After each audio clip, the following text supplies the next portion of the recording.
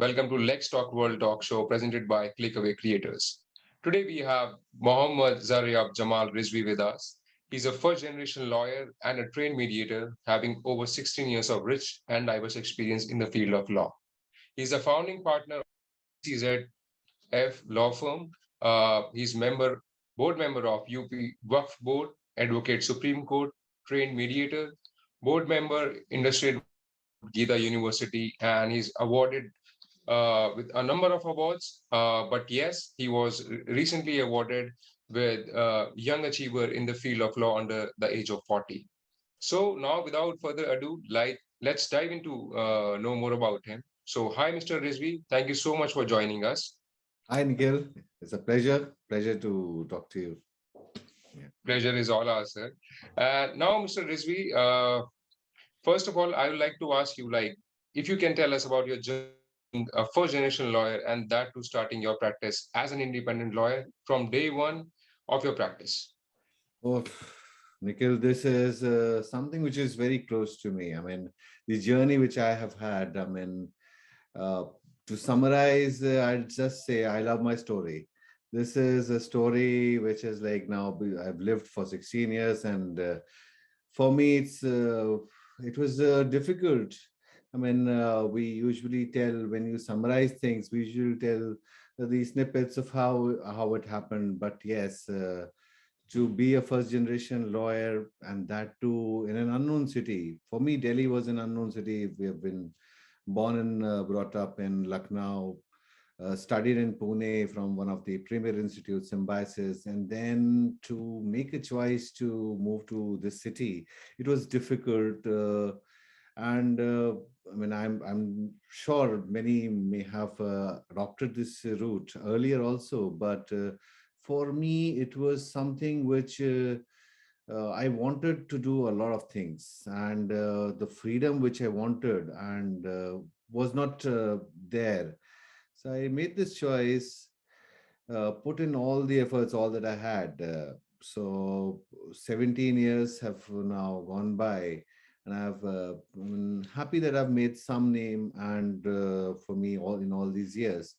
So to begin with the journey, as I said, it was very difficult to, I mean, had it been my city, a city where I would have spent years, have had contacts, then so it was very difficult. I had come to the city, and it's very easy to dream that okay, I'll do this, I'll do that, and a new city. But when I actually started, it was the realities started coming in front of me. The big firms were there. I mean, you think that in college you have all these kind of aspirations that are, yes, once I'll go to the city, I know so much, this, that, but nothing that translates. Making this choice of be going independent from day one, it was something which was when you don't even have anyone to know the even guide you for the very small things, so you need to do everything on your own, and I mean, you don't have the option to lose. And for that reason, I now I can say in past 17 years, I've almost won everything that came my way, because that became a habit. Or I mean, you can say that I never had a choice to lose. In 17, as I'd say, uh, it's been really on two occasions that I have not got the relief that I have wanted for my client. So this is something which was a challenge. I had to prove point to no one. No one was there to ask a question that you failed or you survived. It was just a thing to prove to myself.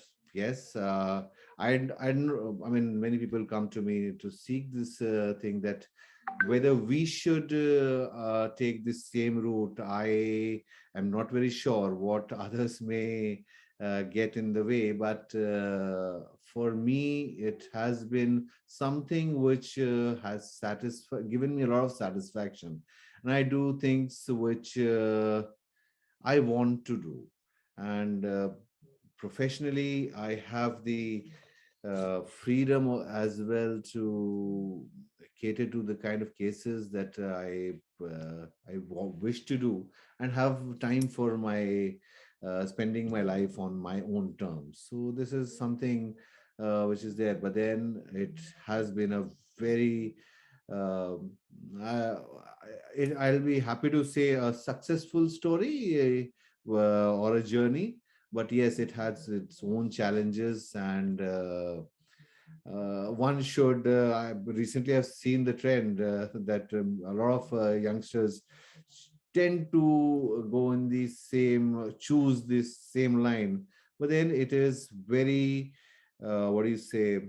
One should be very careful, and it needs a lot of things. I'll not say much on this aspect, but then this is a thing which is an ongoing story, and for a lawyer, we work till we don't just leave this world. So and so for that reason, I have about 50 years at least if I survive till then.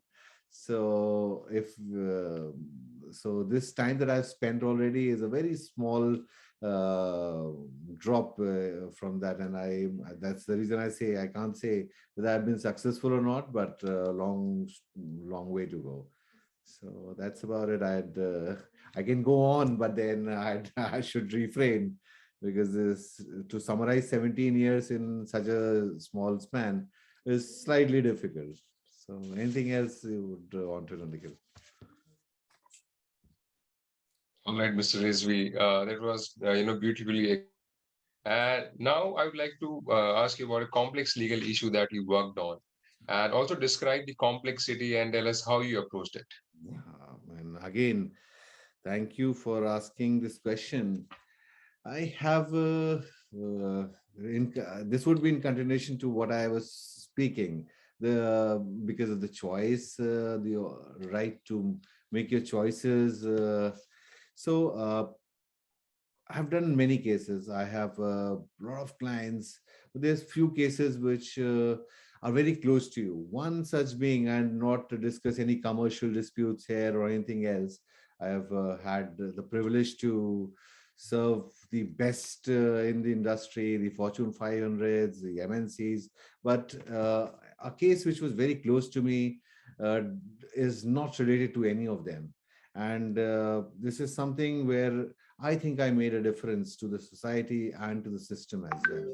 It's a very small case. The facts, if I just summarize for you, is uh, there was a lady who got pregnant in about 1980s or so, and she went for a simple blood test.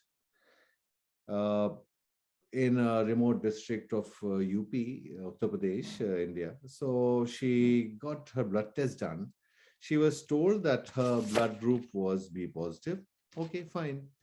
She got pregnant, was admitted in they were from a humble family, so she was admitted in a government hospital. There was loss of blood. Simply, she was transfused blood of B positive group. Okay, fine. The child had already was born, so they came back home. Thereafter, over a period of next 4 odd years, she got pregnant about 5 times, and each time there was miscarriage. Her health got deteriorated. She was in a complete mess. So, what happened after several years? So, say about 6, 7 years in this entire process, one doctor suggested her multiple tests, and one of the tests was her blood group. In the blood group test, she got to know that her blood group was A positive instead of B positive. So that is something, that's when this thing came to light. And then she went in the city and got her blood tested in multiple pathology labs, about 6 to 7. Most of them gave, somebody gave O positive, somebody gave B negative, somebody gave A negative, and she had all those blood groups. reports, and the same person who had earlier given a B positive report again gave a B positive report. When he came to know about a B positive report, subsequently he gave a positive report. So this is the basic test which is there. Nikhil, understand, you have to, in case of emergency, you're just transfuse blood on a I card that you have, which is you endorse. That's the reason you get it ready, that if you're rushed into an hospital, and an entire city was doing such kind of thing. So they filed a criminal case and a consumer case. So they won the consumer case, and you'll be very happy to know that the district forum awarded her 2,000 rupees, which is, understand the gravity. She lost five uh, children, her health deteriorated, and she was awarded just 2,000 rupees for the miseries and everything. I mean, even small test which she had. So she approached State Commission, which enhanced it to about 10 odd thousand rupees. In the meanwhile, in the criminal case, the police filed a closure report stating that she has already expired. So the criminal case was closed on basis of that. We've challenged that in Allahabad High Court. The consumer case, from the National Commission stage, I got involved, and the Allahabad High Court matter. So we got the criminal proceedings reopened. In the National Commission, we presented the facts, and we close to 1 crore which was awarded to her from the National Commission, and then to the Supreme Court affirmed. They challenged it. We presented our case before the Supreme Court, and it was affirmed there. So this is something which was, the system had completely closed its eyes of what was in front of the system, both before the criminal justice system as well as the consumer courts. The Supreme Court also took cognizance of that, and then they said it's been a long time and all those things. The criminal proceedings are still on. So understand, somebody suffered in 1984 and dragging on and on and on. And at the nascent stages in the criminal court, but the monetary compensation was awarded. So I've handled disputes of several thousand crores and all those things, but those things don't come anywhere close to the human side of law, which is very important and pertinent and close to me. So the happiness, to conclude, I'll say the happiness that I saw on that family's faces when they were awarded this amount. So, and it was a vindication for their stand, that from 2,000 rupees, they always maintain that it's not the money which is important. They spoiled our lives. She had a -10 or par glasses which were put to her and her entire life. So those things are there. So this is one of the cases among so many others which is very close to me, right? And that was that was really a complex issue that you actually spoke upon. So yeah, I mean things are a bit crazy outside that we are still unaware of. Yeah. But yes, Mr. Rizvi, now moving forward, the pandemic saw some courts begin moving towards more remote proceedings and availability. And is this sustainable and a possible way to increase access to justice, in your opinion? Well, to begin with, I'll express my condolences that we have lost so many people around the world and in our legal profession as well. There's so many seniors, colleagues, friends, which, and I mean, friends which had beautiful opportunities for the future. So, I mean, to lose them, and now that the courts are coming back to life, not to find them around, it is, I mean, trust me, we also, people with whom we used to hang out on a daily basis, they're not there. So, yes, it was a tremendous loss, but then the system has to move on. Uh, in the view of what has happened around the world, it was a necessity. The moving on to the virtual modes of imparting justice. So those things were the necessity of the time. Uh, it helped us to keep the system moving, and it had it not been such innovative ways, we would have come to a, I mean, complete stop, which was there in the initial days. Yes, there was only very extreme urgent cases which were there, but then I'll thank the our judicial setup, which is led by our Chief Justice, who had taken the mantle to uh, to face this challenge with I mean, the situation was critical.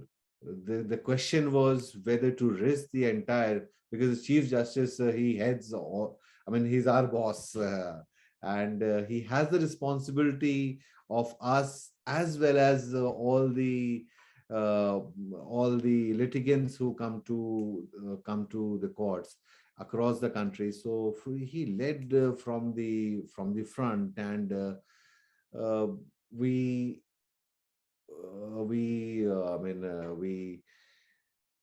took on the challenge of imparting justice, rendering our services. Different websites came, different modes were there, and we one didn't work. So many, I would not name the softwares. I understand their implications, but then several softwares couldn't perform the way they were expected to. There were glitches in the Supreme Court as well. So yes, we have evolved. It looks very good now, that yes, the virtual setup is moving very in a very good manner. But then uh, I don't know. In my, you can say me a person who has spent for the, 15 years in the physical mode. So I have a bias towards the physical mode. These things really helped us. We could participate across the country in multiple jurisdictions, but then uh, communication in a physical mode was this thing was not able to address those issues. This virtual system, to in my opinion, should not be completely discarded. It should be there, but maybe we can use for the admission hearings and the final hearings through a physical mode. But for many of the other things which are there, the procedural aspects of it, where you're not required to be present as such, we can just adopt the virtual, and we can declutter the courts. We can there should be develop a synergy between the two systems, so that it is there, but doing things which do not necessarily require a physical presence. There are many things in our system which do not require physical presence, so we can just have develop that synergy between the two systems, and used to it. Say on this. All right. Now, I would like to ask you, like, how do you rate the current legal system drive towards increasing access to justice? Is there a tangible movement in closing the justice gap? Yeah. So, as a lawyer, I'd want that there should be, justice to everyone, but I would suggest that the system uh, there are challenges that we have in the system, but the again, I'd go back to the top boss, the Chief Justice, because there he, I mean, the post, the designation has continuously been at this addressing this issue of injustice, or that the justice should reach everyone. We The powerful, the people with the resources have access to justice, but who are the people who do not get the benefits of justice are the people who are not that financially strong, or are in a part of the vulnerable society or that we have around us. So the Chief Justice, again, as I said, I mean, recently only we had an entire month spent for this particular purpose, where the NALSA led by NALSA, all the district authorities, they went on a drive to spread the message of the free legal service that we have. The governments are providing the free legal services to a large section of the society. People are not aware, so hence they are not able to avail the facilities which are there. I am also, apart from the, although again I do not want to, what we are doing on the with the corporates, MNCs, those things are different. But then we as lawyers also have a certain responsibility to give back to society. So I'm also part of the impaneled with the as a legal aid council, and there we provide services to the society, to the people of the society which are really in need. So these services are usually not at par with your fee structures which the we get in the corporate world, and mostly on the pro bono basis. But then these are the initiatives which are run by government, and led by the top people of the judicial setup. And there should, there'll always be a gap in justice delivery, but then we should appreciate the efforts which are being made by the system. It's very easy to just discredit a system, which many people tend to say, a judiciary is not rendering services as it should. But then we have our own constraints, and yes, we there is gap, I'd admit, but yes, there are efforts which are being taken and by the judiciary. And I'd encourage everyone who is there to spread the word with respect to the free legal aid services which are there around, very close to you in your district court, as close as your district court near you. It is headed by judges. They have the best of the lawyers who are there for you. And just to sum it up, and one of the features that say the many categories are there who are covered under that, but each and every female in the country can avail free legal aid service, irrespective that you are owner of tens of thousands of crores or you do not have a single penny on you. You can just go to a district court or a high court or a Supreme Court, get free legal aid. So that's an effort which is headed by the Chief Justice. The Act is there. The judges are taking care of that. So one should, and I'd also ask my fellow colleague lawyers to be part of the system. We earn a lot in our own respective spaces, but then we have some responsibility towards the society as well. Right? Exactly, Mr. Rizvi. So now moving forward, as you all know that time is money in any profession and in legal it's most of all. So how do you ensure to make the best use of time as a lawyer? Yeah, again, I'll go back to Nikhil. All these questions are related to the choice that I made. As I said in the beginning as well, the choice of going independent gave me a lot of freedom, and to choose my cases, to because in our lives we see what's happening around. There are many things in our profession. We don't have any timelines, any schedule that okay, our office starts at 9 and it closes by 5, 6, 7. If we get a call in, I mean, dead of the hour or dead of the night, we have to attend to it. We need to. We work in multiple jurisdictions. I mean, we have clients across the globe, so you have to adjust to time zones and all those things. But then, so how do you do it? Uh, uh, you need to prioritize your life. At the end of it, if you earn maybe reputation, money, and everything, but you don't have a family to go back. You don't have. You've lost your relations.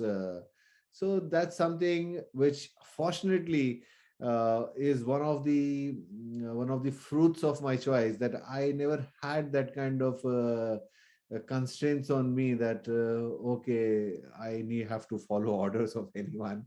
It had its challenges, but then you get the benefits of it as well. So for me, it is uh, I choose my cases. Uh, I mean, I have was in panel of several banks, having a lot of volume of cases across, and others as well.